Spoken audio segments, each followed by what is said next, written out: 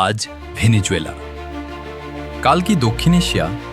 যদি একটি দেশের প্রেসিডেন্টকে অন্য দেশ গ্রেফতার করতে পারে, তাহলে কাল কি এই নজিরটাই স্বাভাবিক হয়ে যাবে? আন্তর্জাতিক সংবাদ মাধ্যমে উঠে আসা রিপোর্ট অনুযায়ী ভেনেজুয়েলার প্রেসিডেন্ট নিকোলাস মাদুরোর বিরুদ্ধে অভিযোগ এনে যুক্তরাষ্ট্র কঠোর পদক্ষেপ নিয়েছে। যুক্তি একটাই, আইনের প্রয়োগ।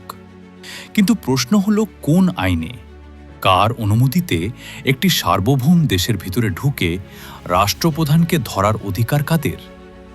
এটা শুধু ভেনেজুয়েলার গল্প নয়, এটা শক্তিধর রাষ্ট্র বনাম দুর্বল রাষ্ট্রের নগ্ন বাস্তবতা। আন্তর্জাতিক আইন স্পষ্টভাবে বলে, কোনো দেশের অভ্যন্তরীণ বিষয়ে সামরিক বা জোরপূর্বক হস্তক্ষেপ অবৈধ।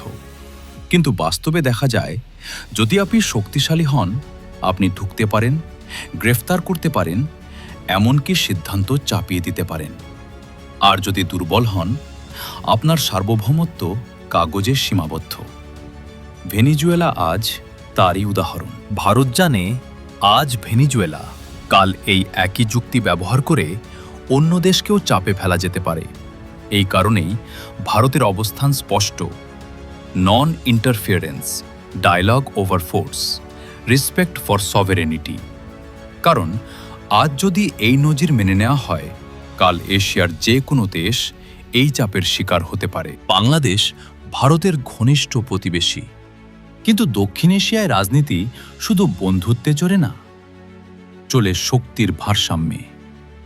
সীমান্ত, অভিবাসন, নিরাপত্তা, চীন ফ্যাক্টর সব মিলিয়ে বাংলাদেশ কৌশলগতভাবে অত্যন্ত গুরুত্বপূর্ণ। ভারতের অবস্থান পরিষ্কার: বাংলাদেশ স্থিতিশীল থাকুক, বাইরের শক্তির খেলায় না জড়াক, আঞ্চলিক নিরাপত্তা নষ্ট না হোক। ভেনেজুয়েলায় যা ঘটেছে সেটার প্যাটার্ন খুব পরিষ্কার। প্রথমে অভিযোগ, তারপর চাপ, তারপর হস্তক্ষেপ। এই মডেল যদি বৈধ হয়ে যায়, তাহলে দক্ষিণ এশিয়াও নিরাপদ নয়। আজ লাতিন আমেরিকা, কাল দক্ষিণ এশিয়া, পরশু ভারত মহাসাগর অঞ্চল। ভারতের অবস্থান পরিষ্কার হওয়া দরকার। শক্তির রাজনীতি নয়, বন্দুকের কূটনীতি নয়, ডায়ালগ, আঞ্চলিক সহযোগিতা, সার্বভৌমত্বের সম্মান। কারণ ভারত জানে, আজ চুপ থাকলে কাল প্রশ্ন উঠবে ভারতের দরজায়। তাহলে চলুন সেই প্রথম প্রশ্নে ফিরে আসি। আজ ভেনেজুয়েলা, কাল কি দক্ষিণ এশিয়া? এই প্রশ্নের উত্তর নির্ভর করছে বিশ্ব কি শক্তির আইন মানবে, নাকি আইনের শক্তি। আরও এমন গুরুত্বপূর্ণ বিষয়ের জন্যে লাইক দিন, সাবস্ক্রাইব করুন।